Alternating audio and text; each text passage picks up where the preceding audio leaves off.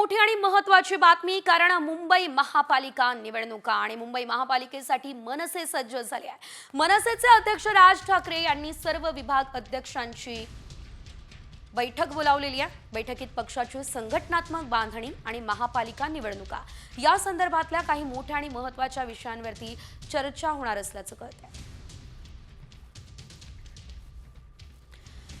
महापालिका निवडणुकांसाठी आता मनसे सज्ज झाली असल्याचं पाहायला मिळतंय। एकंदरीत आपण पाहिलेलं होतं, लोकसभा आणि विधानसभा निवडणुका, लोकसभेमध्ये मनसेचा महायुतीला जाहीर पाठिंबा होता, तर विधानसभेमध्ये मात्र मनसेला भरघोस असं यश मिळवता आलेलं नाही।